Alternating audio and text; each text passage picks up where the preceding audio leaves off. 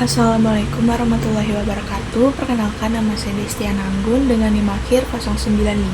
Saya dari kelas 6 Filsafat Ilmu dan Logika, program studi S1 Keperawatan. Di sini saya akan membacakan tugas membaca dari Filsafat Ilmu dan Logika. Materinya itu tentang epistemologi. Epistemologi, sumber pengetahuan, rasionalisme, empirisisme, dan sintetis Kantian. Penekanan rasionalisme terhadap pengetahuan a priori. Filsuf Prancis René Descartes tahun 1596 hingga 1650 dan filsuf Jerman Gottfried Wilhelm Leibniz tahun 1646 hingga 1716. Dua pemikir rasionalis yang penting, mendukung keberadaan ide-ide bawaan dan realisasinya melalui akal. Mereka berpendapat bahwa kebenaran yang diungkapkan oleh ide-ide semacam itu bersifat abadi, niscaya, dan universal. Bagi Descartes, ada berbagai cara yang melaluinya kita memperoleh pengetahuan. Beberapa ide bersifat bawaan, beberapa sumber dari luar, dan beberapa yang lain dibuat oleh kita. Descartes memberikan contoh gagasan tentang Tuhan sebagai ide bawaan dalam diri kita, serta gagasan tentang keberadaan seseorang. Tahun 1641 hingga 1985, meditasi ketiga. Menurut Descartes, ide-ide bawaan seperti kebenaran geometri dan hukum logika diketahui melalui akal terlepas dari pengalaman. Karena pengalaman hanya memberi kita contoh-contoh tertentu dari dirinya, pikiran menemukan ide-ide universal yang terkandung di dalamnya. Oleh karenanya, ide-ide itu bersifat a priori. Ide-ide bawaan Descartes telah dibandingkan dengan informasi yang tersimpan dalam sebuah buku. Ide-ide ada di dalam diri kita. Meskipun tidak selalu hadir di pikiran, begitu kita mulai membaca buku itu, isinya mengungkapkan dirinya kepada kita, sama seperti penalaran mengungkapkan ide-ide bawaan kita kepada kita. Dengan kata lain, hanya melalui pembacaan atau pemikiran yang cermat, kita dapat memahami ide mana yang bersifat bawaan dan mana yang datang kepada kita dari tempat lain. Leibniz menyebut ide bawaan sebagai prinsip. Sebagaimana Descartes, Leibniz berpendapat bahwa prinsip-prinsip diakses oleh akal. Sifat universal dari kebenaran matematis, misalnya, tidak diungkapkan oleh indera. Adalah fakultas akal yang memperoleh kebenaran universal dari contoh-contoh individual. Leibniz berpendapat bahwa kumpulan contoh yang didasarkan pada indera tidak dapat membawa kita ke kebenaran yang niscaya. Pada saat yang sama, juga jelas bahwa kita dapat memahami banyak kebenaran yang niscaya, seperti matematika. Oleh karena itu, pikiran adalah sumbernya, yang berarti kebenaran-kebenaran ini ada secara bawaan. Namun, ide bawaan bukanlah pemikiran yang lengkap bagi Leibniz. Dia berpendapat bahwa pikiran kita terstruktur sedemikian rupa sehingga ide atau prinsip tertentu akan muncul pada kita dan begitu didorong oleh indera. Meskipun ide atau prinsip itu tidak berasal dari indera, ide dan kebenaran ada dalam diri kita pada awal sebagai disposisi atau kecenderungan daripada sebagai pikiran dasar yang aktual. Menentang pengetahuan a priori dengan menolak ide bawaan. Klaim kaum empirisis bahwa semua pengetahuan kita berasal dari pengalaman sangat kontras dengan konsep ide bawaan. Bagi kaum empirisis, semua pengetahuan bersifat a posteriori, artinya diperoleh melalui atau setelah pengalaman. John Locke tahun 1632 hingga 1704, seorang filsuf empirisis Inggris, mengadopsi dua pendekatan untuk mempertanyakan ide-ide bawaan sebagai dasar dari pengetahuan a priori. Pertama, ia menunjukkan bahwa ide-ide bawaan didasarkan pada klaim yang meragukan. Kedua, bersama dengan empirisme, Skotlandia David Hume tahun 1711 hingga 1776, Locke menunjukkan bagaimana empirisme mampu menawarkan teori pengetahuan yang lebih baik melalui pengetahuan a posteriori. Locke memulai dengan mempertanyakan sifat universal dari ide-ide bawaan. Dia menentang klaim bahwa ide bawaan hadir dalam diri kita semua dengan mencatat bahwa anak-anak yang cukup muda dan orang dewasa tanpa pendidikan yang diperlukan tidak memiliki konsep tentang Tuhan atau pengetahuan tentang prinsip-prinsip logika atau matematika. Oleh karena itu, tidak berdasarkan jika mengatakan bahwa ide bawaan bersifat universal. Melalui pengalaman dan pengamatanlah kita memperoleh ide-ide seperti itu. Artinya, ide-ide itu bersifat a posteriori. Di sini Leibniz membela pandangan Ignatius dari keberatan Locke dengan menunjukkan bagaimana anak-anak dan orang yang tidak memiliki pendidikan yang diperlukan mampu menggunakan prinsip-prinsip logika dan matematika dalam kehidupan sehari-hari mereka tanpa memahami apa itu prinsip logika dan matematika atau tanpa mampu mengartikulasikannya dalam kata-kata. Seorang anak, untuk menggunakan contoh saya sendiri, tahu tanpa kebingungan bahwa dia tidak bisa duduk di pangkuan kedua orang tuanya pada saat yang bersamaan. Demikian pula, mereka yang tidak belajar matematika secara formal masih dapat mengetahui bahwa dua ladang jagung berbentuk segitiga yang berdekatan yang dipisahkan oleh pagar di sisi terpanjangnya dapat membuat satu ladang jagung persegi dengan menghapus pagar yang memisahkannya. Terbukti, seperti yang dikatakan Leibniz, prinsip umum logika dan matematika adalah bawaan. Tetapi ini tidak berarti bahwa semua ide bawaan diterima secara universal. Ada kemungkinan bahwa kita semua memiliki ide bawaan, namun beberapa dari kita tidak menyadarinya. Locke lebih lanjut berpendapat, bagaimanapun, tidak ada apapun di dalam pikiran yang tidak disadarinya. Memiliki ide bawaan tanpa menyadarinya bukanlah posisi yang layak bagi Locke. Sebuah ide harus dialami dan dipikirkan terlebih dahulu, bagaimana lagi ia bisa ada di dalam pikiran. Pada titik ini, Leibniz tidak setuju dengan Locke. Adalah mungkin untuk memiliki banyak ide dalam pikiran tanpa kita menyadarinya. Misalnya, Anda menyerap lagu yang diputar di pasar tanpa menyadarinya secara sadar. Lagu itu tidak mudah diakses atau transparan dalam pikiran Anda, karena Anda tidak dapat mengingatnya. Namun, ia mungkin dapat dikenali setelah mendengarnya lagi. Jadi, ia sudah pasti ada di dalam Anda di suatu tempat dalam arti tertentu. Demikian pula, ide bawaan bisa ada di pikiran Anda tanpa Anda sadari. Kita dilahirkan dengan fasilitas untuk mewujudkan ide-ide bawaan ketika kondisi yang menguntungkan diperoleh di kemudian hari, seperti ide-ide keindahan, keadilan, dan kebenaran matematis. Jawaban Locke adalah bahwa realisasi ide atau kapasitas dalam situasi yang tepat berlaku untuk semua ide, bukan hanya ide yang konon bawaan. Dia menantang Ignatius untuk menghasilkan kriteria untuk membedakan ide bawaan dari yang bukan bawaan. Leibniz menanggapi dengan kriteria sebagai berikut. Ide bawaan itu bersifat niscaya. Ia pasti benar, tidak dapat salah. Sedangkan ide-ide non-bawaan hanya bersifat kontingen.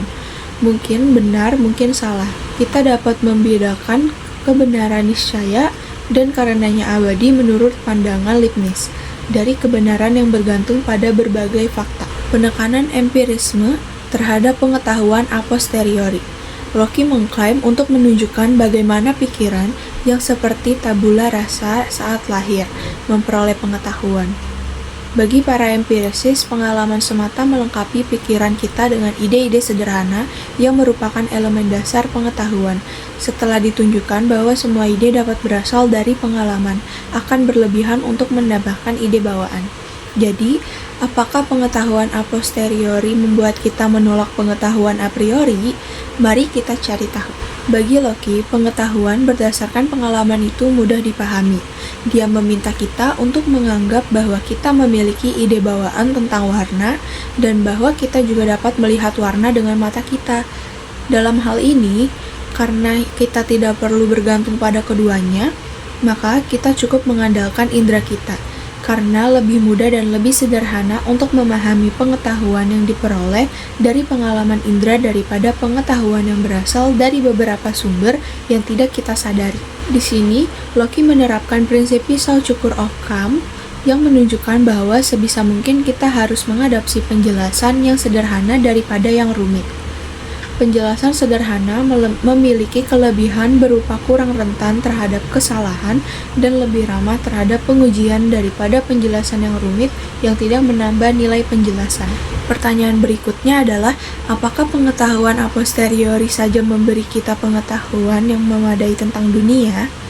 Mari kita ambil contoh mengalami dan dengan demikian mengetahui bunga seperti mawar. Saat kita mengalami mawar, warna, tekstur, dan aromanya yang khas adalah ide-ide yang melalui kita menjadi sadar akan objeknya. Tetapi ketika kita tidak mengalami atau merasakan bunga mawar, kita masih bisa memikirkannya.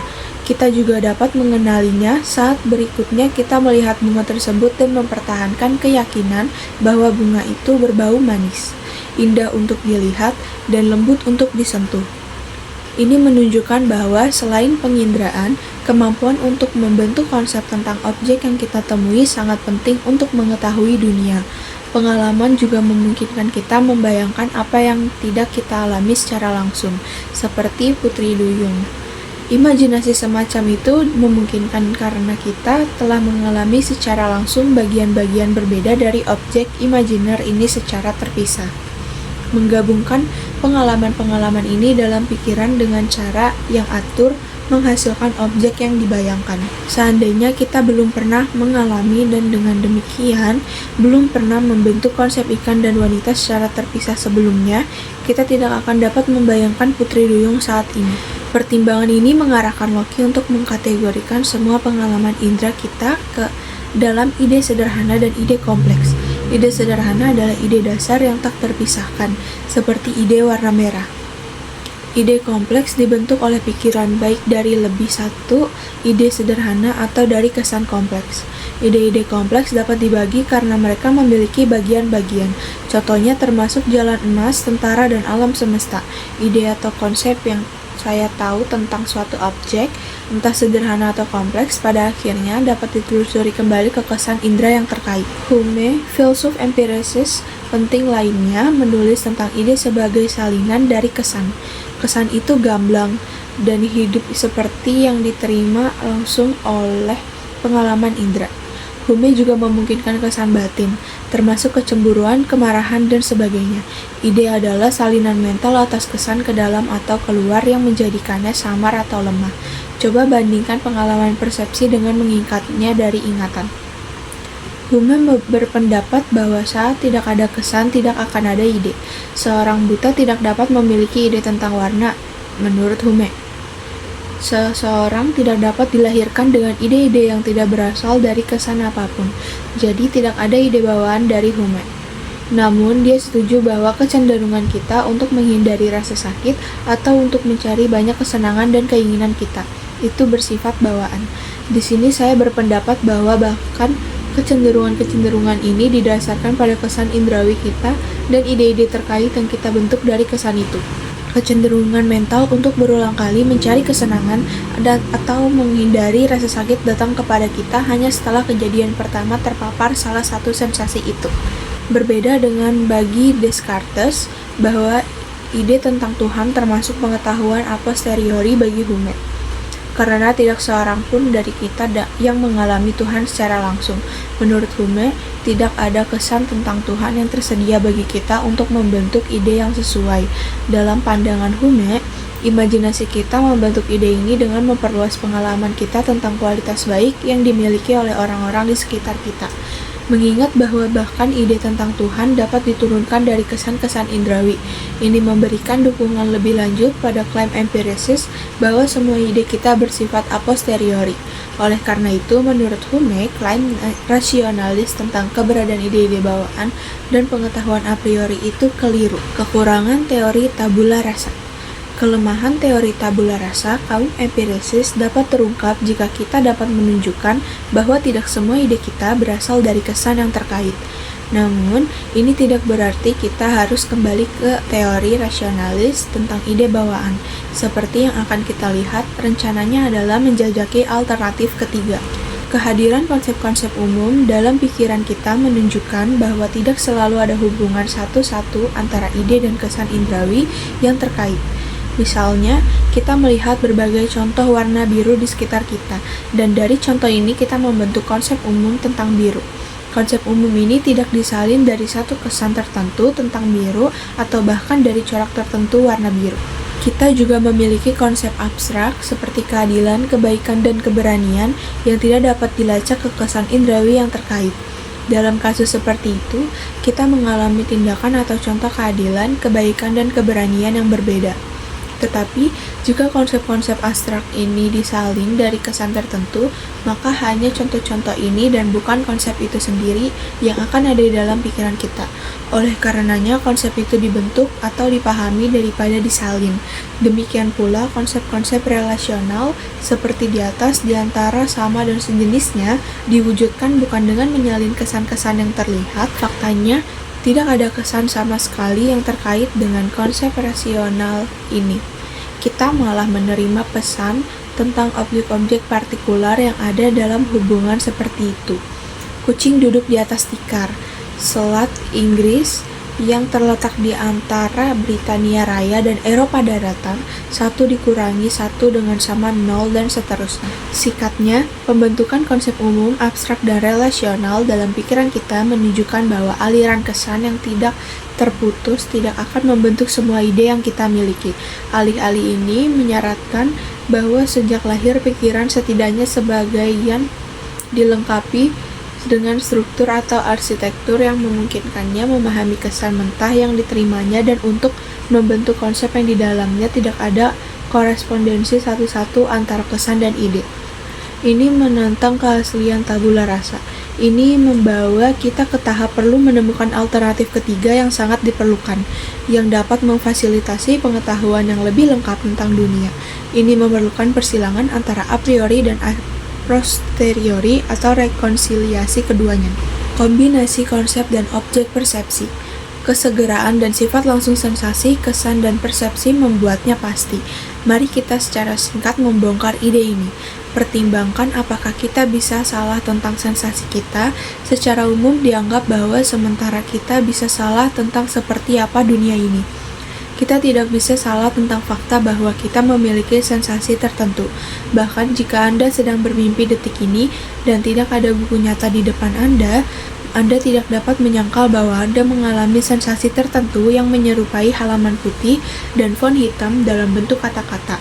Oleh karenanya, sensasi kita itu pasti dan kita tidak dapat meragukan bahwa ia ada. Namun, ada kemungkinan bahwa terkadang kita tidak yakin bagaimana mengkarakterisasi sensasi tertentu.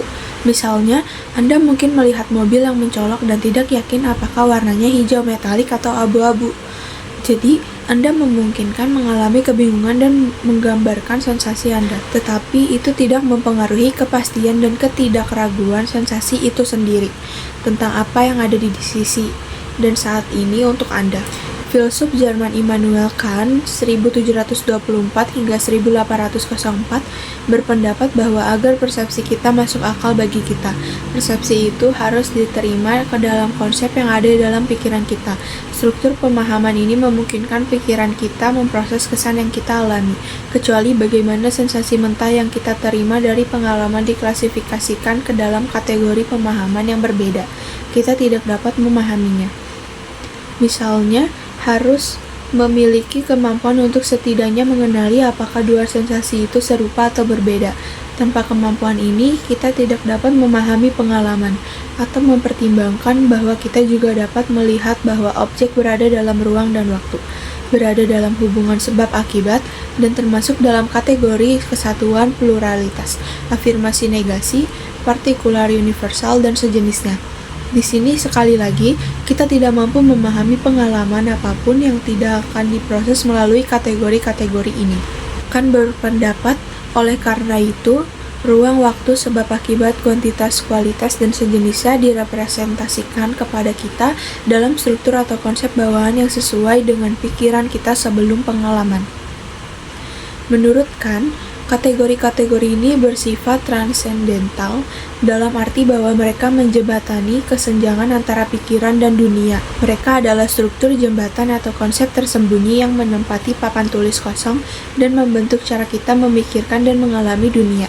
Tentu saja, konsep-konsep ini juga membutuhkan masukan input atau objek persepsi, objek kesadaran langsung yang disampaikan langsung kepada kita dalam pengalaman persepsi melalui indera. Seperti pandangan Kant yang telah diungkapkan, objek persepsi tanpa konsep itu buta, dan konsep tanpa objek persepsi itu kosong. Sejauh ini kita telah melihat melalui berbagai tahapan bahwa rasionalisme dan empirisme tidak lengkap. Idealisme transendental Kant, demikian pandangannya disebut mencapai keseimbangan, mendamaikan kedua aliran tersebut. Ia menggabungkan masukan sensorik dan konsep bawaan menjadi satu kesatuan tentang bagaimana kita memahami dunia. Sebelum kita mengakhiri bab dengan langkah terakhir dalam pendekatan Kant, mari kita kembali ke Descartes dan Hume sekali lagi, dua filsuf yang paling memengaruhi Kant. Pengetahuan sintetik a priori. Descartes berpikir bahwa akal saja dapat memberikan kepastian bagi semua pengetahuan manusia. Intuisi dan dedukasi adalah alat yang melaluinya fakultas akal beroperasi. Intuisi adalah kapasitas untuk melihat ke dalam dan memahami objek intelektual dan kebenaran dasar. Sebagai seorang ahli geometri, Descartes berpikir bahwa dedukasi, jenis penalaran yang kebenaran kesimpulannya dijamin oleh kebenaran premisnya, harus digunakan untuk memperoleh pengetahuan tentang dunia, dimulai dengan masukan ide-ide yang jelas dan terpilah-pilah. Karena intuisi dipisahkan dari bukti indrawi, kebenaran yang terbentang dapat diketahui secara a priori. Hasilnya adalah bahwa pengetahuan substansial tentang dunia dapat diperoleh secara a priori. Menurut Hume, ada dua cara yang di dalamnya penalaran bertujuan untuk mendapatkan pengetahuan tentang dunia, melalui hubungan ide-ide dan melalui materi fakta. Hume berpikir bahwa metode dedukasi membangun hubungan di antara ide-ide yang telah kita peroleh melalui pengalaman. Misalnya, seorang ibu adalah orang tua wanita. Hubungan ide-ide ini adalah jenis kebenaran yang kita temukan dalam logika dan matematika. Misalnya, proposisi bahwa lingkaran itu bulat. Mereka itu benar menurut definisinya. Kebenaran seperti itu bersifat niscaya atau pasti. Penyangkalan atasnya mengarah pada kontradiksi. Mereka juga dikenal secara a priori karena mereka tidak bergantung pada bagaimana dunia ini ada. Karena alasan ini, hubungan ide dan dedukasi tidak menghasilkan pengetahuan baru yang substantif tentang dunia. Pengetahuan yang mereka berikan sudah dipahami oleh kita seperti yang ditunjukkan oleh contoh di atas. Bahkan, jika di pemahaman kita hanya tersirat dalam premis-premis argumen deduktif yang kesimpulannya membuat eksplisit, materi fakta bagi Hume didasarkan pada pengamatan dan pengalaman. Beberapa di antaranya adalah generalisasi yang diperoleh dengan deduksi atas contoh-contoh tertentu. Kebenaran induktif tidak pasti. Ia paling mentok hanya mungkin karena ia bergantung pada bagaimana dunia ini ada. Misalnya, sejauh ini kita memiliki pengalaman tentang panas dari api, tetapi kita tidak dapat memastikan bahwa ini juga akan terjadi besok. Mungkin kita tiba-tiba akan merasakan sensasi lain seperti dingin dari api. Kita berharap bahwa masa depan akan menyerupai masa lalu, tetapi kita tidak dapat memastikannya. Materi fakta memberi kita kebenaran a posteriori yang secara kontingen benar. Penyangkalan atasnya dapat dipahami tanpa kontradiksi. Karena materi fakta tidak benar menurut definisi, ia menambahkan informasi baru yang substantif ke pengetahuan kita yang telah ada, tidak seperti hubungan ide-ide. Sebagai seorang rasionalis pada awalnya, Kant dipengaruhi oleh pembagian pengetahuan yang dibuat oleh Hume ini. Hanya kombinasi akal dan pengalaman yang dapat memberi kita pengetahuan yang memadai. Menurut Kant, dia mulai dengan memberikan penjelasan tentang hubungan ide dan dia disebut sebagai kebenaran analitik. Dalam kalimat yang menyatakan kebenaran analitik, predikat sudah terkandung di dalam dan merupakan arti dari subjek. Misalnya pada kalimat lingkaran itu bulat, predikat bulat sudah terdapat pada subjek lingkaran. Contoh lain yang lumrah dalam kalimat bujangan adalah pria yang belum menikah. Predikat pria yang belum menikah adalah arti dari subjek bujangan. Kita tidak dapat menyangkal kebenaran seperti itu tanpa kontradiksi. Kalimat seperti itu selalu benar, yang berarti bahwa ia benar terlepas dari bagaimana dunia ini ada. Karena kita tidak perlu memeriksa dunia untuk mengetahui apakah ia benar, kebenaran analitik dapat diketahui secara a priori. Kant mengistilahkan materi fakta dengan kebenaran sintetik. Predikat tidak terkandung di dalam subjek dan juga bukan arti dari subjek. Kebenaran sintetik tidak benar menurut definisi. Dengan demikian, masuk akal bahwa kebenaran sintetik didasarkan pada pengamatan, dan karena itu pasti bersifat a posteriori. Walaupun seperti yang akan segera kita lihat, kan berpendapat ini tidak berlaku untuk semua kebenaran sintetik. Misalnya, pertimbangan proposisi. George si Bujang adalah seorang penulis. Kita memiliki informasi baru di sini tentang orang tertentu bernama George yang menjadi seorang bujang dalam penulis. Dan pengalaman diperlukan untuk mengetahui hal ini. Karena lawan dari kebenaran sintetik tidak terkontradiktoris, maka ia bersifat kontingen. Kan berpendapat bahwa hanya kebenaran sintetik yang mampu memberikan informasi baru yang substantif tentang dunia. Namun meski demikian, pengalaman indrawi tidak secara pasif memasuki pikiran kita, tetapi sesuai dengan struktur mental bawaan kita untuk memfasilitasi pengetahuan. Karena struktur ini bekerja secara independen dari pengalaman, maka ia bersifat a priori. Struktur a priori, bawaan dari pikiran kita, konsep kita secara aktif terlibat dalam memahami pengalaman kita. Mereka terlibat dengan membedakan dan mengatur informasi yang diterima dalam pengalaman. Tetapi sekali lagi, kemampuan untuk melakukan aktivitas ini mengandaikan bahwa dunia itu sendiri yang memberi kita informasi dan konsep terstruktur dengan cara yang memungkinkan keterpahaman. Cara-cara tertentu dunia harus terstruktur, ruang waktu dan hubungan sebab akibat. Misalnya menghasilkan kebenaran substantif tentang realitas. Kebenaran ini berlaku bukan hanya karena makna kata atau bentuk logis dari kalimat. Ia bersifat sintetik, dan karena kita sampai pada hasil ini melalui refleksi a priori, kan berpendapat bahwa kita memiliki pengetahuan sintetik a priori tentang dunia, kategori pengetahuan yang sebelumnya tidak dikenal. Sekarang ditambahkan ke kategori standar pengetahuan sintetik a posteriori dan analitik a priori. Masih ada pertanyaan tentang bagaimana konsep kita membedakan dan mengatur informasi yang diterima dari indera. Tujuan ini dicapai melalui tindakan sintetis, yang kan maksud sebagai sintetis adalah tindakan menempatkan representasi yang berbeda bersama-sama dan menangkap apa yang bermacam-macam dalamnya dalam satu kognisi. Kan menjelaskan 3 jenis sintetis. Proses dimulai dengan sintesis pemahaman dalam persepsi, melewati sintetis reproduksi dalam imajinasi, dan berakhir dengan sintetis pengenalan dalam sebuah konsep. Bagikan pemahaman dalam persepsi melibatkan penempatan objek dalam ruang dan waktu. Sintetis reproduksi dalam imajinasi terdiri dari penghubungan dari berbagai elemen dalam pemikiran kita untuk membentuk sebuah gambar. Dari sintesis pengenalan dalam suatu konsep membutuhkan memori pengalaman masa lalu serta mengenali hubungannya dengan pengalaman sekarang, dengan mengakui bahwa pengalaman masa lalu dan masa kini mengacu pada objek yang sama. Kita membentuk konsep tentangnya. Mengenali sesuatu sebagai suatu kesatuan objek di bawah suatu konsep berarti melekatkan makna pada persepsi. Keterikatan makna inilah yang disebut sebagai apersepsi. Apersepsi adalah titik persatuan diri dan dunia. Bagikan kemungkinan persepsi membutuhkan 2 jenis kesatuan. Pertama, berbagai data yang diterima dalam pengalaman itu sendiri harus merepresentasikan subjek yang sama, yang memungkinkan data untuk digabungkan dan disatukan. Kedua, data harus digabungkan dan disatukan oleh diri yang bersatu atau yang disebutkan sebagai kesatuan kestandaran atau kesatuan persepsi. Kan menyimpulkan bahwa karena kesatuan seperti itu, kita semua sama-sama mampu memahami objek publik yang sama dengan cara yang seragam berdasarkan pengalaman pribadi kita masing-masing.